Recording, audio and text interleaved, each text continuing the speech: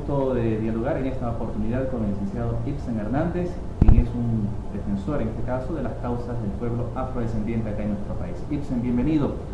¿Cuál ha sido el proceso que ustedes han tenido durante estos tiempos para poder llegar a la reivindicación de sus derechos como tal? Bueno, es importante en este caso hacer una pequeña retrospectiva de lo que ha significado el decenio de los afrodescendientes. Desde Durban hasta esta parte, donde entramos en un proceso importante de apuntar a la descolonización de la memoria, y en ese proceso de descolonización, por ejemplo, planteamos el tema de la autodeterminación, y esa autodeterminación implicó de que fuéramos a Santiago de Chile hace unos 18 años y luego Durban, y salimos como pueblo afrodescendiente, que implica una reivindicación política de los afrodescendientes. Y desde esa época hasta acá ya estábamos nosotros planteando el tema de la necesidad de tener un decenio para los afrodescendientes. Ahora se ha hecho realidad el tema del decenio. Naciones Unidas ha recogido las inquietudes y las luchas de los movimientos sociales afrodescendientes en América y el mundo. En esa medida, el día de hoy, estamos nosotros ya cerca a que el presidente de la República del Ecuador firme un decreto donde se compromete al cumplimiento de lo que plantea el decenio para los afrodescendientes. Un decenio que recoge la aspiración de lo que es la justicia, el reconocimiento y el desarrollo. Esos tres elementos básicos importantes que históricamente se ha negado al pueblo afrodescendiente. Se habló de la justicia y del desarrollo. Ha sido bastante dura la lucha en nuestro país para ustedes reivindicarse y ser tomados como tal y también hacer prevaler sus derechos frente a las demás etnias y razas que componen nuestro país. Bueno, ha habido un tema que es fundamental reconocer en esto, en las luchas de los pueblos afrodescendientes. El Ecuador nace como república en todo un proceso de desconocimiento o de desconocer al otro. Pero estamos hablando del tiempo cuando estamos en la formación de la República del Ecuador, cuando se integra claro, Colombia, cuando antes venían los procesos de integración de lo que es ahora lo que son países como Colombia, Ecuador, claro, Venezuela, y que luego tenían un conjunto de saberes, de actitudes, y que ustedes también están dentro de ese proceso. Pero resulta que en el año de 1830, cuando se forma la República, los afrodescendientes en el Ecuador eran esclavizados, eran esclavos, y se estaba construyendo la República. Es decir, que la República nace con desigualdades enormes, unos esclavizados, otros como concierto y unos libres que tenían todo. Se construyen universidades y los otros mestizos blancos, ellos podían ir a la universidad y podían construir cosas, mientras que mi abuelo era parte o pertenencia como un objeto más de cualquiera de los denominados blancos mestizos. Esas diferencias profundas, sin tierra, sin educación, sin política, sin eso, se genera. Y eso hasta 1851, en que se da la abolición de la esclavitud, firmada por Urbina en Guayaquil. Eso es importante, que se firma aquí en la ciudad de Guayaquil en 1851, el 25 de julio. Pero eso no se dio automáticamente, sino un proceso de liberación escalonado e irónicamente el Estado le paga al esclavizador para que dé la libertad. Ese es un tema terrible. Bueno, eso duró hasta 1860. Se da la abolición de la esclavitud y nace el concertaje afrodescendiente. Y eso duró hasta 1920, de tal manera que los primeros hombres y mujeres afrodescendientes que tienen acceso a la educación es a partir de 1920 en adelante. Entonces, frente a esas desigualdades históricas, era necesario plantear un decenio, porque eso que pasó con el Ecuador pasó con toda América Latina y con toda América en términos generales. Y el Ecuador es uno de los pioneros en el tema de reconocimiento de derechos, porque nosotros aquí se firmó en 1851, en los Estados Unidos todavía no se daba, es decir, nosotros fuimos primeros en reconocer. Ahora vamos a ser primero en que un Estado se comprometa al cumplimiento del decenio. El primer país que va a firmar un compromiso es el Ecuador, y lo va a hacer el día de mañana en el centro de convenciones. ¿Qué hacer luego del decenio? ¿Qué es lo que se viene por parte de ustedes? ¿Qué propuestas tienen para poder ser parte ahora, ya una firma este decenio, como pueblo afrodescendiente, como ustedes se autodeterminan? Claro, hay una cosa que es importante, ¿no? Los afrodescendientes venimos históricamente trabajando sobre algunos elementos, ¿no? desde hace unos 10, 15 años a esta parte, hemos venido teniendo permanentemente trabajos de propuesta de cómo se debe resolver los problemas del pueblo afrodescendiente. Mucho antes que entre la Revolución Ciudadana en este caso. Mucho antes, por supuesto. Pero ahora tomados en cuenta por la Revolución Ciudadana. Ahora hemos sido tomados mucho más en cuenta. Ha habido un decreto 60 que firmó el presidente, es un elemento importante, es una decisión política importantísima. El tema de la misma Constitución del 2008 que se ratificó en Montecristo los derechos colectivos del pueblo afrodescendiente. O sea, nosotros creemos que son avances históricos significativos. El mismo hecho de darle derecho a la naturaleza que nos permite proteger los manglares que los hemos cuidado históricamente en la provincia de Esmeralda. Es decir, vemos que esta Constitución y en estos últimos 9 años han habido avances muy significativos que permiten tener una esperanza para construir una sociedad distinta. En esa medida creemos que ahora, el día martes, la firma del decreto por parte del presidente es la oportunidad para que el Ecuador camine hacia la construcción de una verdadera unidad.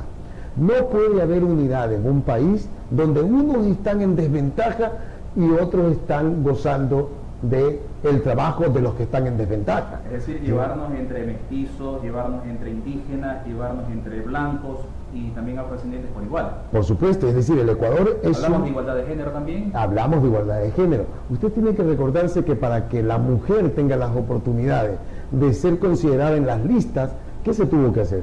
Tuvimos que legislar para exigirle a los partidos políticos la paridad de género, ¿verdad? Hoy ya casi es cultural.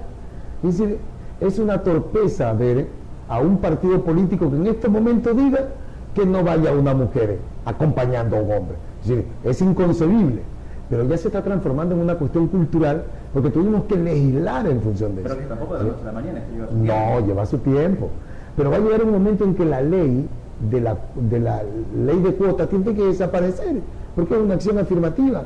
Porque cuando ya el hombre logre desbaratar esos paradigmas colonizantes que tenía, descolonice su memoria y entienda que el ser humano somos capaces de construir cosas y no depende de que sea mujer y no depende de que sea de piel oscura o de piel clara. Lo que va a depender son de las oportunidades y de las condiciones óptimas que la sociedad tiene que crear. Usted habló acerca de la piel oscura y la piel clara. Antes se denominaba, por ejemplo, la persona de raza, en este caso afrodescendiente, como negro o como moreno.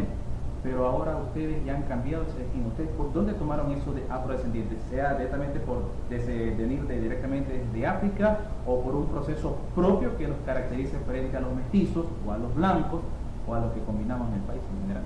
Claro. Hay una cosa que es importante en esto, ¿no? Los pueblos tienen lo que se llama en derecho internacional la autodeterminación. Y como históricamente el esclavizador, aquel que fue a traer a seres humanos para hacerlos trabajar sin paga, obligados. Es decir, no es que fuimos esclavizados por ser negros o por ser de piel oscura, no. Fuimos esclavizados porque había una necesidad histórica en ese momento de construir el capitalismo. Entonces estaban construyendo un nuevo proyecto político y económico y necesitaban mano de obra gratis. Y esa mano de obra gratis tuvo que venir. Luego, entonces lo que hicieron fue decirnos, ustedes son negros. No les importó que seamos zulúes, mandingas, carabalí, las diferentes nacionalidades que habíamos en África. Y aquí hay muchos. Es decir, entonces, frente a eso, si ellos nos denominaron en función de homogenizar nuestras identidades, nosotros decimos que es necesario construir un proyecto político identitario que nos permita recuperar algunos elementos. Por eso los afrodescendientes somos aquellos hombres y mujeres de la diáspora africana que estamos fuera de África, que sufrimos la barbarie del crimen más grande que se ha cometido en la humanidad, que es el crimen de la esclavitud hacia el pueblo afrodescendiente. Murieron más de 50 millones de personas. 50 millones de personas y cerca de 400 años sometido a la trata de la esclavitud. O sea, no es cualquier cosa. Es decir, yo veía en un programa donde se recordaba el crimen de Franco en España, 40 años sometido, y eso fue una barbarie. Eso multiplíquelo por 10. Es decir, lo que se hizo Hitler contra el pueblo judío, que es una barbarie grande, eso multipliquémoslo, y no queda corto, multipliquémoslo por 6. Es decir, lo que se hizo contra el pueblo afrodescendiente es un tema realmente grave y profundo. Por eso decimos que lo que se está haciendo es una acción de reparación. 10 años es poco, pero sí en estos 10 años sí podemos lograr que el ser humano, que los mestizos, que los blancos entendamos que la sociedad tenemos que construirla con todos. Entonces, que de aquí dé como resultado un Ecuador unido, capaz de entender la dinámica de un cambio de la matriz productiva, y que entendamos que yo no puedo estar tranquilo si a mi lado no está el indígena, o no está el mestizo, o no está el blanco, o no está el cholo. Tienen que estar todos, tiene que haber la inconformidad frente a todos los procesos. Si yo como hombre afrodescendiente estoy en un espacio y no veo si estoy en una administración y no veo mestizos, indígenas, tengo que preocuparme. Tengo que decir qué pasa y tengo que salir a buscarlos. Si en una universidad no hay afrodescendientes, hay que hacer algo para que estén en eso. Y hablando de eso, de aquello, ¿cuántas nacionalidades conforman lo que es el pueblo afrodescendiente? Al igual que también hay en los pueblos indígenas y también en los pueblos de la región amazónica de nuestro país. Mire, otra vez alguien decía, no, es que ustedes los afrodescendientes son uno solo. Pero sabemos que no es así. Sabemos que la práctica es diferente. En la práctica, lo que sucedió es que en el proceso de esa esclavitud barbarie y brutal, que duró cerca de 300 y pico de años hasta la abolición de la esclavitud, y luego vino el tema del concertaje como una cuestión de una esclavitud más suave, porque el tema de la esclavitud con los indígenas terminó en 1530, y de ahí se abolió la esclavitud para el pueblo indígena, y entraron ellos en una etapa de concertaje o una esclavitud más modernada, donde le permitieron conservar su lengua y todo lo demás. Pero al pueblo afrodescendiente trataron durante más de 300 años homogenizarlo, ¿ok? De tal manera que aún tenemos los carabalí. No es solamente un apellido, es una nacionalidad, ¿ya? El Congo no es solamente un apellido, es una nacionalidad. Pero hay tantas nacionalidades y pueblos en el pueblo. No podría atreverme a decir un número exacto, pero estamos en un proceso de investigación, de búsqueda y de reencontrarnos con nuestra historia. Mire, usted busque los libros de historia del Ecuador y no encuentra más que un pedacito en donde dice que el pueblo afrodescendiente fue esclavizado, ¿okay? Es decir, y estamos en un proyecto revolucionario de cambio, en donde hay un gobierno que tiene una apertura enorme, en donde maneja un discurso de la equidad. Aún en la educación estamos en una franca lucha de hacer que los compañeros que manejan el tema del currículo entiendan la necesidad de incorporar la historia del pueblo afrodescendiente. Aún en el Ecuador seguimos enseñando historia universal vista desde Europa. Para poderla incorporar también necesitan que ustedes en ese caso tengan los elementos sustanciales para que puedan ser impartidos. Porque tenemos una línea general, pero no la línea específica en este caso. ¿Sabe una cosa? Tenemos todos los elementos. ¿Dónde están? Todos los elementos están ahí. Hay material bibliográfico, hay en el archivo histórico, de Guayaquil, hay material en el archivo histórico de Quito. Yo le diría a usted, si usted se mete en el internet, va a encontrar una cantidad enorme de materiales subidos. Ahí sí pretenderá el nivel mundial de lo que se da. Claro. Pero ustedes en este caso, como Ibsen Hernández, está preparando también ese material, toda esa investigación para que también demostrar al pueblo afrodescendiente y al ecuatoriano en general lo que ustedes están en este caso promoviendo, la justicia, el desarrollo y la equidad de género. Claro. Mire, hay una cantidad enorme de personas que pueden. Yo le voy a nombrar uno. El maestro Juan García Salazar. Es un investigador, es un hombre metido en el tema, ha escrito una cantidad enorme de textos, y Juan le dona todo su material investigativo a la Universidad Andina, a la Andina, y ahí el Fondo Afroandino es con el material del maestro Juan. El Centro Cultural Afroecuatoriano tiene mucho material. Hay otros escritores, ¿no?, que están como Juan, el hermano Juan Montaño, que ha escrito algunos materiales. Nosotros estamos haciendo algunos trabajos de investigación. Lo que ha faltado es que hayan políticas públicas dirigidas a desarrollar y a escribir la historia del pueblo. Porque pero todo si no eso... las hay, pero usted las puede realizar en este caso. Sí, pero todo eso está ligado con recursos. Y lamentablemente el pueblo, recursos económicos. Y eso va a dar el decenio. La firma de este decreto por parte del presidente implica entonces hacer políticas públicas o hacer que las políticas públicas del pueblo afroecuatoriano sean incorporadas en el plan de desarrollo, en el plan que se emplea de las incorpore.